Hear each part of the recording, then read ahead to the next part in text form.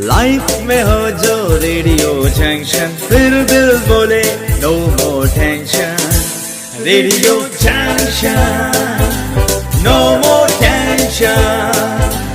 Radio junction, no more tension.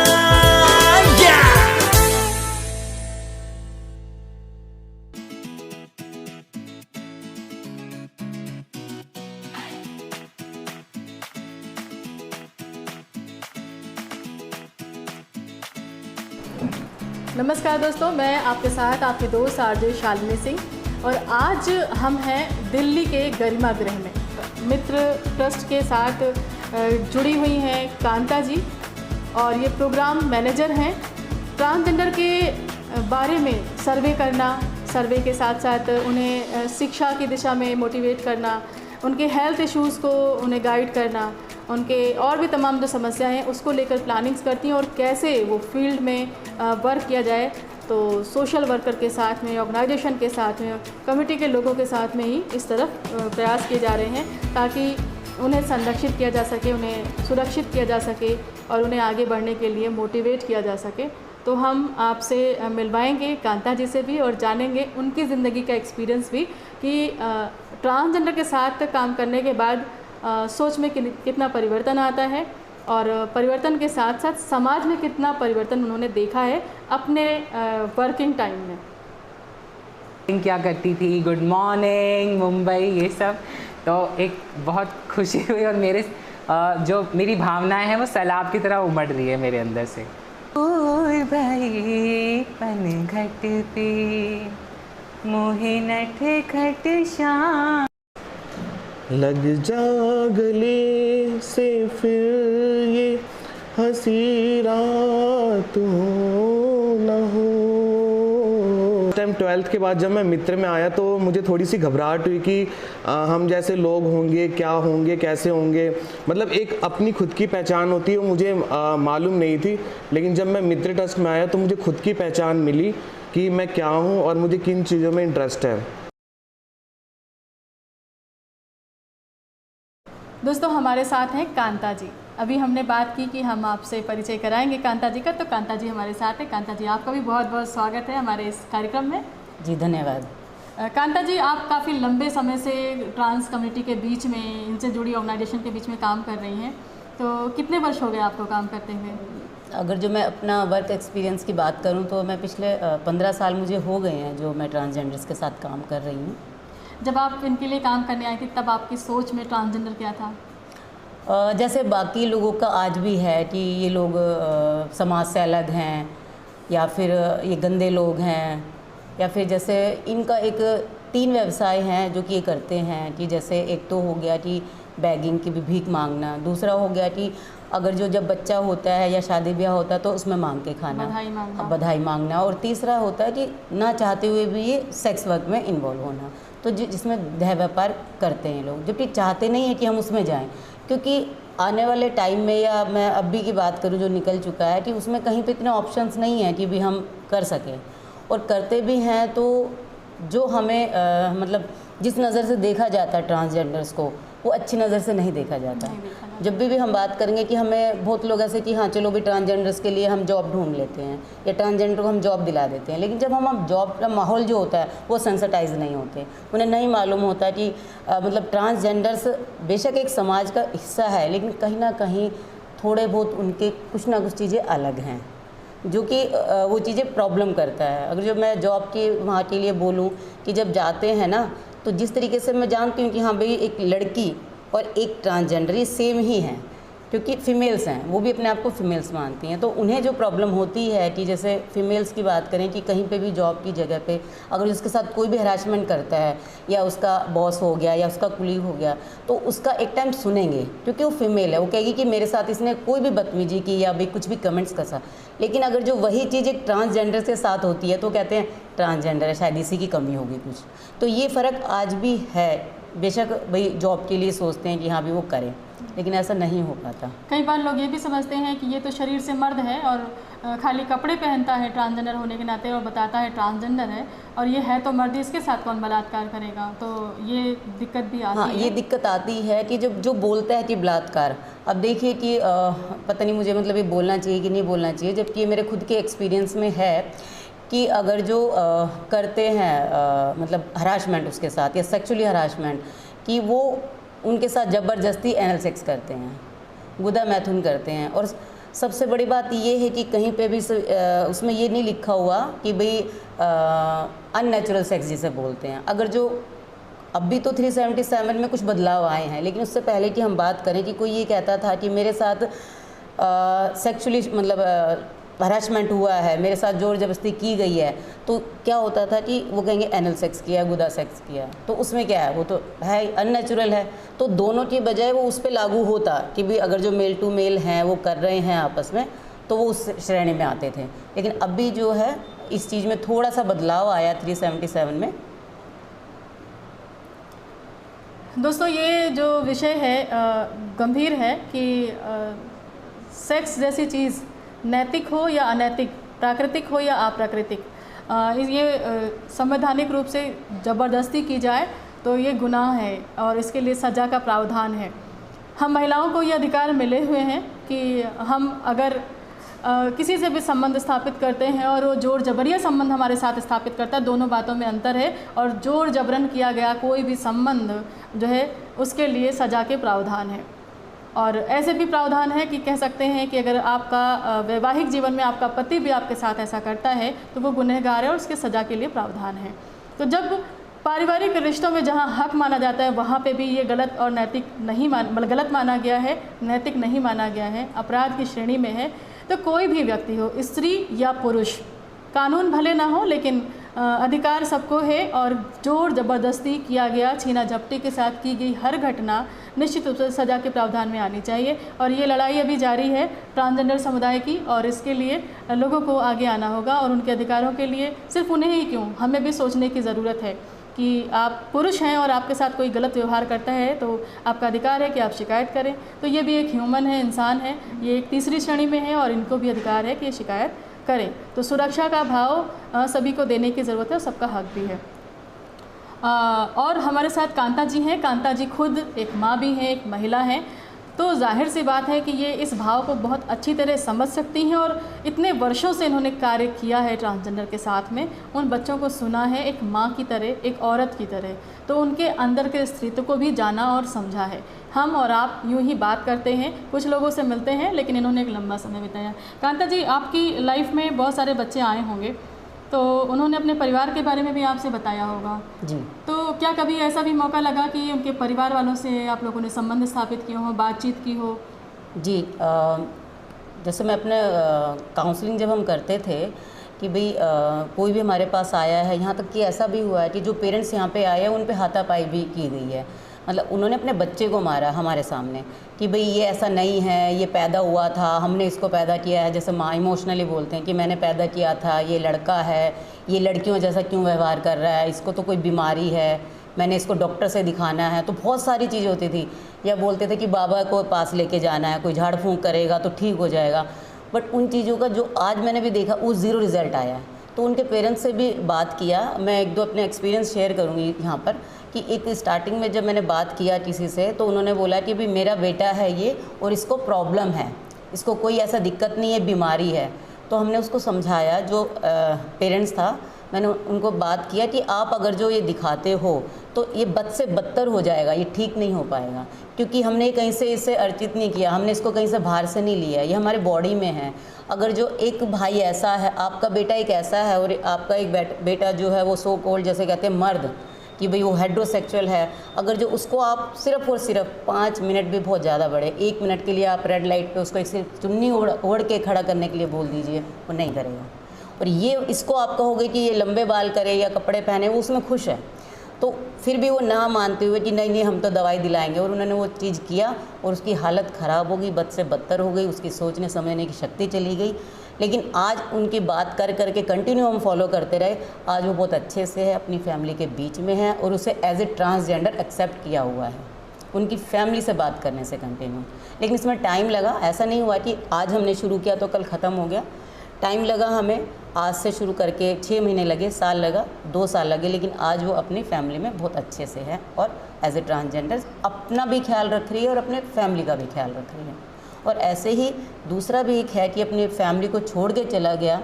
कि भी मुझे एक्सेप्ट नहीं किया जा रहा है, मेरी सुनी नहीं जा रही है। मैंने बहुत बार बोल दिया कि मैं बॉडी में एक पुरुष की जैसा हूँ, लेकिन मेरी जो मानसिकता है वो मेरी प्रॉपर महिलाओं वाली है, लेकिन उसे नहीं समझा गया और वो घर छोड़ के चला गया। कहीं से उनको पता लगा कि भी एक मित्र ट्रस्ट संस्था है जो कि वहाँ पे जाता था, क्योंकि वो तो लड़कों वाला ही उनसे व्यवहार रखते थे कि जाता था। तो हमसे मिला, हमने बात किया उनसे और आज वो अपनी फैमिली के साथ बहुत खुश है। तो कई ऐसे मेरे पास, और ये रियलिटी है कि जो मैं सच बता रही हूँ कि मैंने उनकी फैमिली के साथ, ऐसा नहीं कि एक बार ही हमने काउंसलिंग किया और वहाँ पे हमें रिज़ल्ट मिल गया, बट कहते हैं ना कि बूंद बूंद से घड़ा भरता है, तो वो चीज़ मैंने देखा है। और एक नहीं, मैंने कई फैमिलियों के साथ, इवन मैं खुद भी होम विज़िट पर गई हूँ। जैसे कईयों के पेरेंट्स नहीं आ पाते हैं, उन्होंने कहा कि भी पेरेंट्स से बात करनी है, लेकिन दोनों की रजामंदी से। लेकिन ये बहुत दोहरी ज़िंदगी जीते हैं बहुत लोग ये कदम नहीं उठा पाते कि भी हमारे पेरेंट्स से भी बात करें। वो अपने फैमिली में अलग होते हैं और हमारे पास जब आते हैं संस्था के अंदर तो अलग होते हैं और अपने आप को बहुत फ्री फील समझते हैं अपने आप को। जब संस्था के अंदर आते हैं कि यहाँ पे हमें कोई रोकने वाला नहीं है, हमें कोई गलत नज़र से देखने वाला नहीं है या हमें कोई जज करने वाला नहीं है, तो वो चीज़ यहाँ पे इनको संस्थाओं में वो चीज़ मिलती है। संस्था अगर जो CBO जैसे कम्युनिटी बेस्ड ऑर्गेनाइजेशन जो कि हमारे समुदाय की ही हमारे ही लोग चला रहे हैं, तो उसमें वो अपने आप को बिल्कुल एकदम फ्री फील महसूस करते हैं। मतलब उन्हें कंफर्ट मिलता है कि वो जो है उन्हें वही समझा जा रहा है और उस हिसाब से उन्हें मार्गदर्शन मिल रहा है, तो उन्हें लगता है कि यहाँ कुछ तो सुकून है, ज़िंदगी में कोई समझ रहा है, कोई हमें सुन रहा है। यहाँ पे जैसे अभी आपने बोला कि लड़के के रूप में पैदा हुआ और वो लड़कियों की ड्रेस में कंफर्ट है, लड़कियों के व्यवहार में, चाल ढाल में कंफर्ट है और परिवार वाले नहीं समझते हैं। यहाँ पे हमने गरिमा गृह में यहाँ पे भी देखा और बाहर भी हमारी मुलाकात कई बार हुई, हमने कुछ इंटरव्यू किए कि लड़कियों के रूप में जन्म लेकर और वो पुरुष में भी कन्वर्ट हो रहे हैं, यानी कि ट्रांस मैन के रूप में बदलाव जो करे वो पुरुष की ओर। तो समाज में पुरुष को तो स्वीकृति हमेशा ही मिली हुई है, तो अगर कहीं कहीं पुरुष बनते हैं तो एक बार फैमिली मुझे लगता है कि बड़ी आसानी से स्वीकार करके बेटी थी बेटा हो गया और कुल का नहीं, ये भी कहना एक मैं सॉरी आपकी मैं बात बीच में काटूंगी कि ये कहना कि भी मेरी लड़की पैदा हुई थी लेकिन वो जो लड़के की तरह है तो उसमें वो गौरव फील करते हैं, लेकिन ऐसा नहीं है। क्योंकि अभी मेरा जो ये ट्रांसजेंडर्स के साथ जो ट्रांस वुमेन है उनके साथ मेरा बहुत लंबा एक्सपीरियंस है, बट जो ट्रांस मैन के साथ मेरा 1 साल का ही एक्सपीरियंस है। बट जो उस एक्सपीरियंस में मैंने देखा कि जो लोग यहाँ पे आके रह रहे थे, जो बाय बर्थ तो मतलब लड़की पैदा हुई है लेकिन वो अपने आप को लड़का फील करते हैं हर तरह से, मानसिक से भी और फिज़िकली भी, तो उसमें ये फ़र्क देखा गया कि यहाँ पे भी उनके पेरेंट्स आए हैं, उन्हें ये बोला कि नहीं हमारा बच्चा हमें चाहिए, ये लड़की है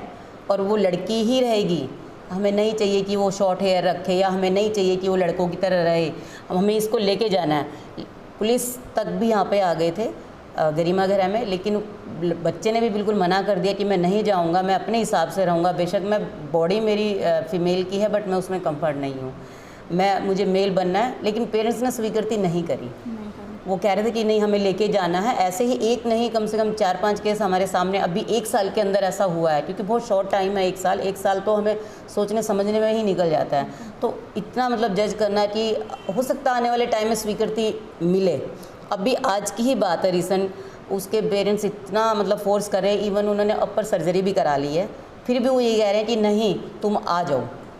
तुम्हारा खर्चा हम सारा देंगे, तुम जैसे हो वैसा ही रहो, हमें नहीं चाहिए कि तुम भाई वहाँ पे जाके लड़के की तरह। उनको ये भी नहीं समझ में आ रहा पेरेंट्स को कि अब उसकी अपर सर्जरी हो गई है तो वो उसमें बदलाव हैं, लेकिन अभी भी उनका वही है। लेकिन आज वो गए हैं, देखो क्या मतलब रिज़ल्ट निकल के आता है पेरेंट्स से मिलने के लिए कि भाई वो या तो बिल्कुल हमेशा के लिए घर छोड़ देंगे, अगर जो नहीं अपनाया और अपना लिया तो इससे तो बहुत अच्छी बात कोई हो ही नहीं सकती। बिल्कुल, हम सबकी कोशिश भी यही है कि बच्चों को स्वीकृति मिले, वो ट्रांस मैन है या ट्रांस वुमेन है, उनकी जो समस्या है उसे शॉर्ट आउट किया जाए, परिवार इस दर्द को उनके समझें, क्योंकि उनकी जो स्थिति है ऊहापोह कि हम स्त्री हैं या पुरुष और कैद हैं एक अलग दोहरी ज़िंदगी में, तो उससे निकालने में परिवार की भूमिका बहुत महत्वपूर्ण है। संस्थाएं आती हैं लेकिन इमोशनल सपोर्ट जो परिवार से मिलता है वो बाहर कहीं मिल नहीं पाता है और बच्चे भी अपने माँ बाप को मिस करते हैं। तो बहुत अच्छा होगा कि परिवार समर्थन दे, इस चीज़ को समझे। और बच्चों से ज़्यादा काउंसलिंग की ज़रूरत हमें लगता है कि परिवारों की, ये सोसाइटी को इसकी ज़रूरत है इस बारे में अवेयरनेस की।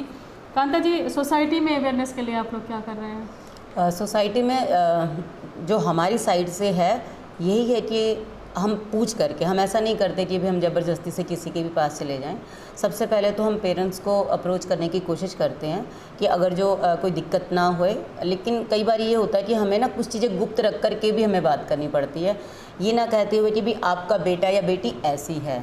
हम जैसे एग्जांपल के तौर पे कि क्या भाई ऐसा भी मतलब लोग होते हैं, ऐसे भी बच्चे होते हैं, तो उनके प्रति आपकी भावना क्या है।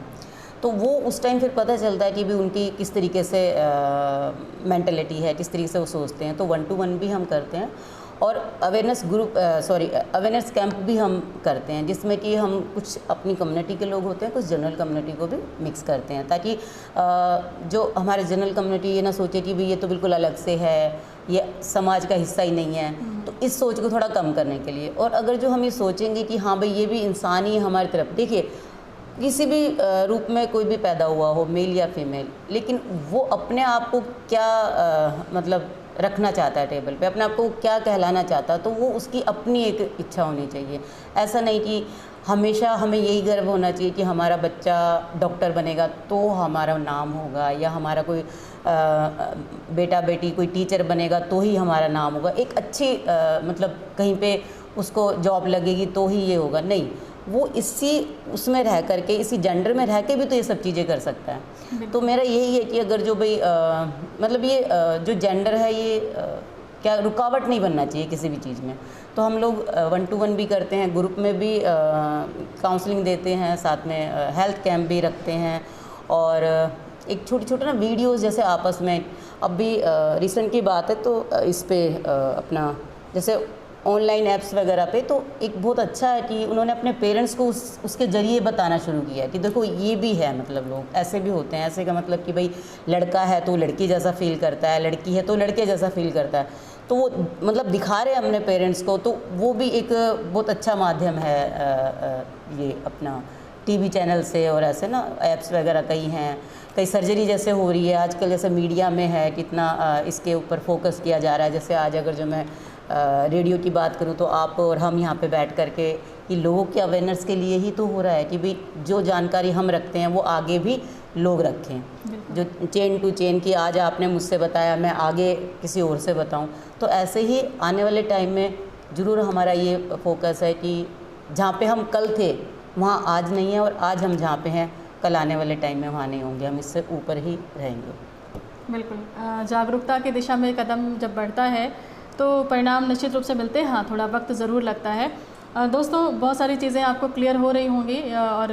आप ये बिल्कुल नहीं कह सकते हैं कि हम मनमानी की बात कर रहे हों। यहाँ पे जो बात कर रहे हैं कांत्या जी एक माँ है, एक औरत है, और हम भी वैसी भूमिका निभा रहे हैं और इन चीज़ों को समझ रहे हैं। और अगर हमने देखा है करीब से और हम समझ पा रहे हैं, तो अगर आप कोशिश करेंगे समझने की तो आप भी समझ पाएंगे। लेकिन हाँ, ध्यान से सुनना ज़रूर होगा। कभी कभी बेमन की बातें भी अगर सुनते हैं तो कुछ अच्छा हम सीख पाते हैं। तो ये सीखने की प्रवृत्ति में इस बारे में भी जानने का थोड़ा सा प्रयास करने की ज़रूरत है, आगे आने की ज़रूरत है। कांता जी,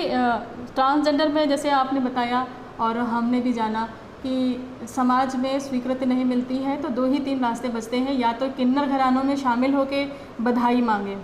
या नाच गाना शादी ब्याह में जैसे ग्रामीण परिवेश में मिलता है कि नाच गाना गा के कमाई करते हैं। मुंबई जैसे शहरों में ट्रेन में भीख मांगने का विकल्प मिलता है इन्हें, क्योंकि वहाँ पे ट्रेन में बैगिंग काफ़ी है। और इसके अलावा जो छुपे रूप में है वो है सेक्स वर्कर। सेक्स वर्कर पे आपकी ऑर्गेनाइजेशन ने कभी काम किया तो क्या रिस्पांस, क्या उससे बाहर निकलने आने की कोशिश करते हैं ये? अभी जैसे हमारा एक प्रोग्राम है, लेकिन हम उस प्रोग्राम से मिलने से पहले भी हम लोग मतलब उस पर काम कर रहे हैं। लेकिन अभी जो प्रोग्राम चल रहा है हमारा एक TI टारगेट इंटरवेंशन, जो कि DSEX से है, daily state ads consult society, और उसमें पूरा फोकस यही है कि जो सेक्स वर्कर हैं, देखिए किसी का हम जॉब एक तरह से नहीं छुड़वा सकते कि हमारे पास, क्योंकि अभी विकल्प नहीं है कि अगर जो आप ये छोड़ के तो ये ले लो आप। अगर जो कोई सेक्स वर्क करता है उसकी फैमिली उससे चलती है, उसका घर का खर्चा उससे चलता है, तो हम उसको नहीं मना कर सकते कि आप इसमें नहीं पड़ी है। लेकिन उसी को हम कि किस तरीके से, क्योंकि जब हम सेक्स की बात करते हैं तो हमें नहीं पता चलता कि जब हम जा रहे हैं, हमें पैसों की वजह से हमें ज़रूरत है, तो हम उसमें सेफ़ हो सेक्स कर रहे हैं या नहीं कर रहे हैं, तो उसमें हमें बीमारी लगने का खतरा है। बीमारी लगती है तो ज़िंदगी भर के लिए रहती है। तो सिर्फ हमारा जो है सेक्स वर्क के ऊपर ये है कि हम उन्हें अवेयर करते हैं कि सेफ़ हो सेक्स के लिए कि आप सुरक्षित रहें तो जीवन रहेगा। कि हम सेफ़ और सेक्स के लिए करते हैं कि अगर जो आप सेक्स करते हैं, क्योंकि उसमें हमारे मल्टीपल पार्टनर है, हम किसके साथ कर रहे हैं, किसी के चेहरे पे कुछ नहीं लिखा हुआ है कि किसके साथ क्या इन्फेक्शन लगा हुआ है, तो हम कहते हैं यूज़ ऑफ कॉन्डोम। और अगर जो कोई अपनी मर्ज़ी से छोड़ना चाहे, क्योंकि अभी देखिए आप कि जैसे कहते हैं कि कई बारी मुझे पता नहीं वो अच्छा लग नहीं रहा बट मुझे बोलना पड़ेगा कि बहुत बार ऐसा होता है कि शॉर्ट टाइम में, मतलब कम समय में ज़्यादा पैसा, लेकिन इसमें खतरा बहुत है। इनके साथ जोर ज़बरदस्ती बहुत होती है, मार पिटाई भी होती है, इनसे पैसा भी छीन लिया जाता है, और फिर भी अगर जो हम उसकी कहीं पे कंप्लेंट करने जाते हैं तो वो भी सुनवाई नहीं होती बिल्कुल भी। क्योंकि अगर जो एक सेक्स वर्कर है वो कंप्लेंट करने जाएगा तो कहेंगे इसका तो धंधा यही है, तो गलत वही होगी। उसे धंधा मतलब ये धंधे वाले सभी हैं, कौन नहीं है। किसी का बिजनेस चल रहा है, किसी का स्कूल का काम है, किसी का कुछ हर तरह का है, लेकिन इस धंधे को अलग नज़र से इसलिए देखा हुआ है क्योंकि सेक्स से जुड़ा हुआ है। और जो कि बातें उठाते हैं, जब मैं बात करती हूँ काउंसलिंग के दौरान या लोगों से मिलती हूँ, तो भी किस तरीके के लोग आते हैं आपके पास जिनको मतलब ज़रूरत है। जब लोग जाते हैं तभी तो वो खड़े होते हैं, अगर जो लोग जाएंगे ही नहीं तो वो कैसे कर पाएंगे। और उसमें ये निकल के आता है कि बहुत ज़्यादा बिजनेसमैन, पॉलिटिक्स में लोग जो होते हैं, ये स्टूडेंट जो कोई पीएचडी कर रहा है या कुछ भी ऐसे, मतलब अच्छी प्रोफाइल से सब लोग आते हैं, तो बदनाम यही क्यों? दोस्तों, ये बहुत बड़ा सवाल है कि जिन्हें हम सेक्स वर्कर के रूप में समझते हैं, जिनसे इस वजह से घृणा करते हैं, जिनसे इस वजह से हम रिश्ता नहीं रखना चाहते हैं कि ट्रांसजेंडर हैं तो सेक्स वर्कर होंगे, और इनकी छवि जो धूमिल है दशकों से, वो मिटा पाना इनके लिए बड़ा मुश्किल है। और उससे निकलने की कोशिश करने के बावजूद, अच्छा व्यवहार देने के बावजूद समाज इन्हें यहाँ पे नकारता है। सवाल यही है कि ये जो धंधे में है, इनका जो काम है, उस काम का उपभोग कौन कर रहा है। अभी कांता जी ने आपको बताया कि वो राजनेता घराने के लोग हैं, अच्छे परिवारों से लोग हैं, बिजनेसमैन फैमिली से लोग हैं। तो सवाल यही है हमारी तरफ से भी, जो जायज़ भी है और होना भी चाहिए, उठना भी चाहिए, कि अगर आप गलत चीज़ की मांग नहीं करेंगे तो कोई वो चीज़ें आपको प्रोवाइड क्यों करेगा। अच्छे विकल्प आप देंगे तो अच्छे ही परिणाम होंगे, यानी कि आप उन्हें कार्य के लिए उनके अपने घरों में आप सेवाएं ले सकते हैं, अपनी दुकान पे एक वर्कर के रूप में रख सकते हैं, अपने ऑफिस में पियून के रूप में, एजुकेशन के हिसाब से जो जैसे स्किल रखता है मिनिमम पियून के रूप में रख सकते हैं, है ना। और इस तरह के जब प्रयास करेंगे तो जाहिर सी बात है वैसा होगा। लेकिन आप उन्हें अपनी औलाद के रूप में स्वीकार नहीं पाते हैं, अपने बच्चों की तरह उन्हें परवरिश नहीं दे पाते हैं, दोस्त नहीं बना पाते हैं, भाई बहन जैसा व्यवहार नहीं कर पाते हैं, लेकिन बंद कमरों में अपनी जो व्यभिचारी स्थितियां हैं उनको आप लेकर के आनंदित होते हैं, उनके साथ उसका पे करते हैं, पेमेंट देते हैं। तो ज़रा सोच के देखिए कि पैसा आपकी जेब से ही जा रहा है, लेकिन आप समाज को क्या दे रहे हैं और थोड़े से आनंद के लिए किस दिशा में उनकी ज़िंदगी को बर्बाद कर रहे हैं। तौलिएगा अपने मन को और पूछिएगा कि क्या अगर आपकी अपनी औलाद होती तो क्या उसके साथ ऐसा संबंध आप बना पाते। और अगर नहीं, अगर उत्तर आपके पास है कि नहीं कर सकते, तो वो जो दूसरे बच्चे हैं, दूसरे घरों से हैं, किसी के भी घर से हैं इंसान, वो भी, उन्हें भी प्यार चाहिए, केयर चाहिए, सुरक्षा चाहिए और एक अच्छा जीवन चाहिए। हमारे हाथ में है, आपके हाथ में है कि हम क्या दे सकते हैं। समाज को जो हम देंगे वही परिणाम हमारे सामने होंगे। फिर हम ये कहने के हकदार बिल्कुल नहीं हैं कि हमारे समाज में इन्होंने गंदगी फैला रखी है। ज़रूरी है कि आप अपने दिमाग की गंदगी को मिटाएं और फिर बात करें। हकीकत यही है कि वो हमारे समाज की गंदगी को समेट कर कहीं ना कहीं हमारे परिवारों को बचाए रखे हैं, बहुत बड़ी भूमिका निभा रहे हैं इनडायरेक्ट वे में, लेकिन बदनाम भी वही हैं। तो ऐसे तमाम बहुत सारे सवाल हैं जो कड़वे हैं और कड़वे घूंट की तरह पीकर हमें विचार करने की ज़रूरत है। बहुत शुक्रिया कांता जी, आपने इतनी महत्वपूर्ण बातें और एक समाज पे उठने वाला वो प्रश्न बड़ी बेबाकी से कहा, खुल के अपनी बात रखी वरना एक महिला होकर के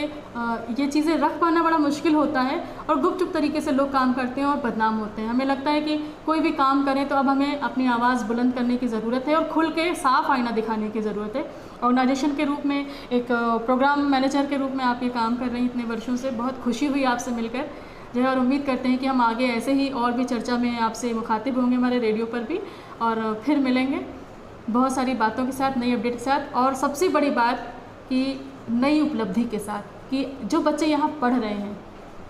उनके जीवन में जो बदलाव आया है उसका प्रतिशत कितना रेशियो बढ़ रहा है, इस आशा में वो भी हैं, आप भी हैं और हम भी हैं। ये बदलाव की दिशा में हम सभी ऐसे ही रूबरू होंगे और आप लोगों के बीच में लाएंगे वो सच जो आपने नहीं जाना है। आपने सिर्फ जाना है कि ट्रांसजेंडर मतलब ताली बजाने वाले लोग, ट्रेन में मांगने वाले लोग और सेक्स वर्कर, लेकिन हम आपको दिखाएंगे वो तस्वीर जो आपको जानी अनजानी लगेगी नहीं। ठीक वैसे ही जैसे हर स्कूल में बच्चे दिखाई पड़ते हैं, हमारे आसपास गली मोहल्लों में बच्चे दिखाई पड़ते हैं, वैसे ही ट्रांसमैन और ट्रांस वुमेन हैं और जो बिल्कुल हमारे और आपके जैसे लगते हैं, क्योंकि वो शिक्षित हो रहे हैं, उन्हें एक शरण मिली हुई है, एक परिवार मिला है, संस्थाएं उन्हें अडॉप्ट करके उनकी परवरिश दे रही हैं, सरकारें प्रयास कर रही हैं उनके विकास के लिए, उनके उत्थान के लिए। और इसी के साथ बहुत सारे सवालों के साथ भी मैं आपको छोड़ रही हूँ और बहुत सारी बातें करेंगे लेकिन अगले पड़ाव पर। तब तक के लिए नमस्कार।